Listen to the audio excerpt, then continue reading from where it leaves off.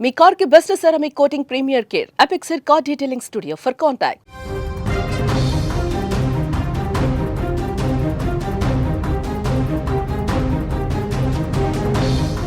రాష్ట్రానికి మరో తుఫాను ముప్పు పొంచి ఉంది. ఆగ్నేయ బంగాళాఖాతంలో శనివారం అల్పపీడనం ఏర్పడేటువంటి అవకాశం ఉందని వాతావరణ శాఖ తెలిపింది. ఆ తర్వాత 48 గంటల్లో ఇది పశ్చిమ వాయువ్య దిశగా కదులుతూ వాయుగుండంగా బలపడేటువంటి అవకాశం ఉందని పేర్కొంది. నైరుతి బంగాళాఖాతంలో తుఫానుగా బలపడుతుందని కూడా నిపుణులు అంచనా వేస్తున్నారు. ప్రస్తుతం నైరుతి బంగాళాఖాతంలో అల్పపీడనం కొనసాగుతుంది. దీని ప్రభావంతో ఈరోజు ప్రకాశం, శ్రీ పొట్టి శ్రీరాములు, నెల్లూరు, చిత్తూరు, తిరుపతి జిల్లాలలో శుక్రవారం కృష్ణా, బాపట్ల, ప్రకాశం, పొట్టి శ్రీరాములు, నెల్లూరు, చిత్తూరు, ఇక అలాగే తిరుపతి జిల్లాలలో కూడా తేలికపాటి నుంచి ఓ మోస్తారు వర్షాలు కురిసే అవకాశం ఉంది.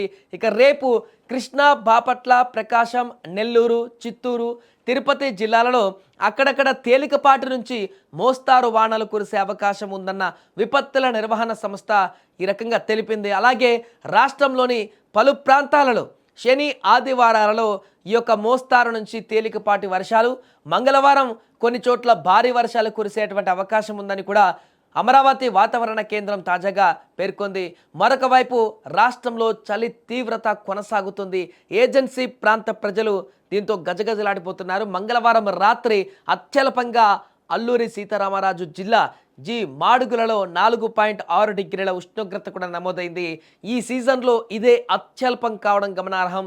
అదే జిల్లాలోని ముంచంగిపట్టులో 5.8, చింతపల్లిలో 6.8, డుంబ్రిగూడలో 7.8, పాడేరులో, పెదబయలులో 8.1 డిగ్రీల కనిష్ట ఉష్ణోగ్రతలు నమోదయ్యాయి. అక్కడ పార్వతీపురం, మన్యం, అనకాపల్లి, విజయనగరం, శ్రీకాకుళం, ఎన్టీఆర్ జిల్లాలలో కూడా కనిష్ట ఉష్ణోగ్రతలు 15 డిగ్రీల లోపే నమోదవుతున్నాయి.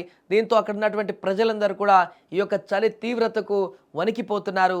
ఇంకొన్ని రోజుల పాటు ఇదే రకమైనటువంటి చలి తీవ్రత కూడా ఉందంటూ చెప్తున్నారు. ఈ నేపథ్యంలో ప్రజలు అప్రమత్తంగా ఉండాలంటూ కూడా చెప్తున్నారు. దానికి తోడు ఇప్పుడు అల్పపీడనం తుఫానుగా మారేటువంటి అవకాశం కనిపిస్తున్న నేపథ్యంలో మరొకసారి దాని తీవ్రత అధికంగా ఉంటే కనుక ప్రజలు మరొకసారి అలర్ట్ కావాల్సిన పరిస్థితి ఉంది.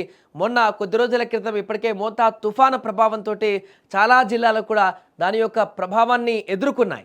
ఇప్పుడు మరలా అంత భారీ స్థాయిలో కాకపోయినా వర్షాభావ పరిస్థితులు అయితే అధికంగా ఉండే అవకాశం ఉంది. కాబట్టి ప్రధానంగా ఇప్పుడు చెప్పుకున్న కొన్ని జిల్లాలలో అయితే దాని ప్రభావం మరింత ఎక్కువగా ఉంటుంది. కాబట్టి ఆ జిల్లాల ప్రజలు అప్రమత్తంగా ఉండాలి. దీంతో పాటు విపరీతంగా పెరిగినటువంటి చలి తీవ్రత కూడా ప్రజలు అప్రమత్తంగా ఉండాల్సిన అవసరం ఉంది. దీని కారణంగా ముఖ్యంగా చిన్నపిల్లలు, మహిళలు, వృద్ధులు ఈ యొక్క పెరిగిన చలి కారణంగా ఆస్తమా లాంటి ఉన్నటువంటి వ్యక్తి అయితే మరీ జాగ్రత్తగా ఉండాల్సిన పరిస్థితి ఉంది.